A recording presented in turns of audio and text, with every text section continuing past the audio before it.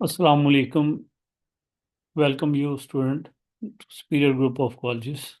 Today we discuss the T1 of biology. Let's start. First of all, we will discuss the MCQs. The answer of the first MCQ is delta. Second is alpha.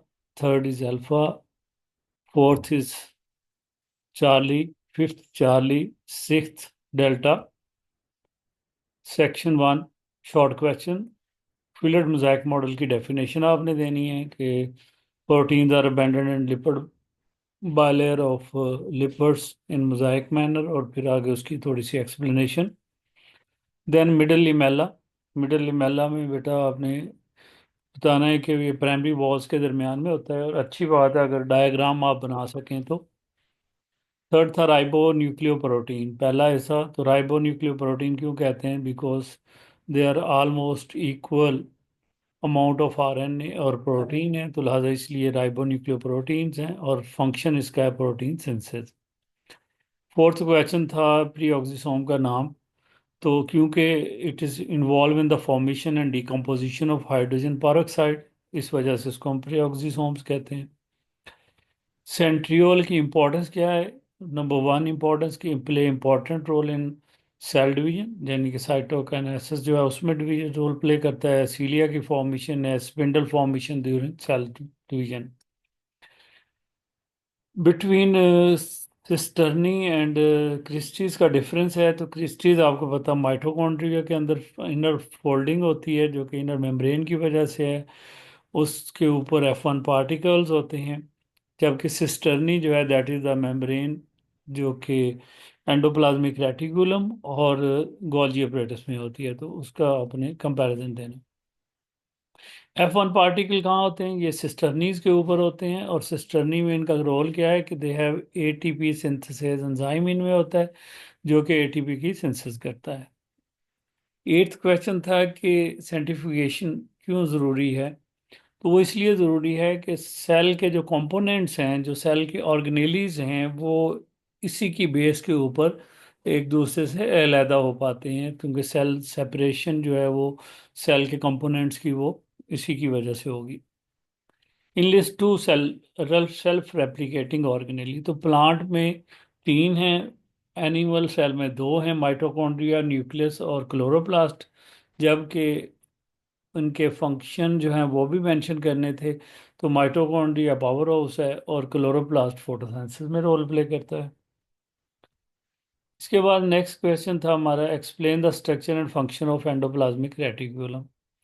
तो endoplasmic reticulum के मतलब channels का बताएंगे, cisternae membrane का बताएंगे, और फिर rough और स्मूथ एंडोप्लाज्मिक रेटिकुलम का डिफरेंस, फिर आर ई आर का फंक्शन, एस सी आर का फंक्शन, और कुछ कॉमन फंक्शंस जो हैं वो बताएंगे।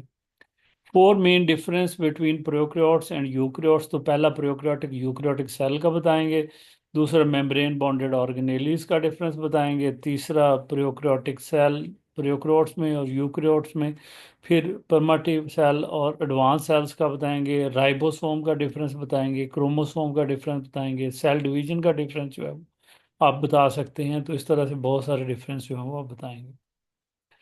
पेपर बी जो है उसके एमसीक्यूज देख लेते हैं। फर्स्ट का चार्ली, सेकंड का भी चार्ली, थर्ड का बीटा, फोर्थ का चार्ली, फिफ्थ का डेल्टा और सिक्स्थ का अल्फा।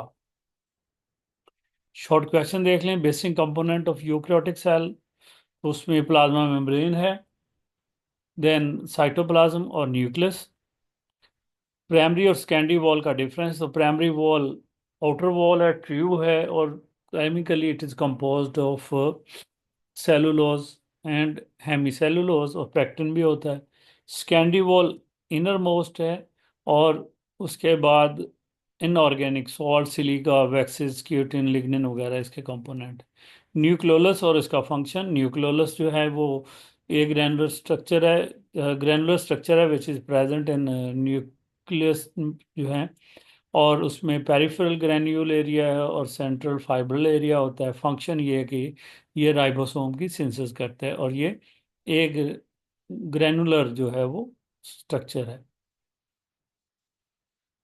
मेम्ब्रेन के बगैर। इसके बाद two function of Golgi complex, cell secretion का बता सकते हैं, ट्रांसपोर्टेशन जो है वो बता सकते हैं इसका, और कंजुगेटेड मॉलिक्यूल की फॉर्मेशन आप बता सकते हैं। Then protein synthesis within the cell कहाँ होती हैं, राइबोसोम्स में होती हैं, फिर वहाँ से वो एंडोप्लाज्मिक रेटिकुलम में जाती हैं, एंडोप्लाज्मिक रेटिकुलम से गोल्जी अपरेटस में ट्रांसफ़र होती हैं, और गोल्जी अपरेटस से वो फिनिश प्रोडक्ट में कन्वर्ट होती हैं, या तो सेल के अंदर ही पैक होकर यूज़ हो जाती हैं, या फिर सेल से एक्सोसाइटोसिस से बाहर निकल जाती हैं। पेरोक्सिसोम का नाम तो पहले भी, formation and decomposition of hydrogen peroxide. Centriole के फंक्शन तो साइटोकाइनेसिस में रोल प्ले करते हैं। उसके बाद सीलिया फॉर्मेशन और spindle formation during the cell division. Mitochondrial matrix is vital importance because तमाम एंजाइम्स को एंजाइम्स ऑर्गेनिक इनऑर्गेनिक सोर्सेस में होते हैं, लिहाजा सेलुलर रेस्पिरेशन में क्रैब साइकिल्स और फैटी एसिड ऑक्सीडेशन इसमें इंपॉर्टेंट रोल प्ले करती है। फूड स्टोरेज लिकोप्लास्ट में होती है, और लिकोप्लास्ट जो है ये कलरलेस पिगमेंट्स होते हैं जो कि रूट्स के अंदर मौजूद होते हैं, तो लिहाजा अंडरग्राउंड स्टम। इसी तरह से प्रोकैरियोटिक और यूकैरियोटिक की सेल वॉल में डिफरेंस, तो प्लांट की सेल वॉल में सेलुलोज होता है, और प्रोकैरियोट्स जैसे बैक्टीरिया वगैरह तो पेप्टाइडोग्लाइकन होती है। लॉन्ग क्वेश्चन जो है, लाइसोसोम के टू फंक्शंस और टू उसकी स्टोरेज बतानी है डिजीजेस, तो फंक्शन में आप फाइगोसाइटोसिस, डाइजेशन और ऑटोफेगी, तीन फंक्शन हो गए। इसी तरह स्टोरेज में ग्लाइकोजेंसिस टाइप 2 और Tay Sachs disease. Cell membrane के फंक्शंस में differentially permeable membrane, transport of material, active passive और maintenance of concentration gradient, exocytosis, endocytosis और ट्रांसमिशन ऑफ नर्व इम्पल्स का आप बता सकते हैं। तो thank you very much. Next time second paper के साथ फिर मुलाकात हो।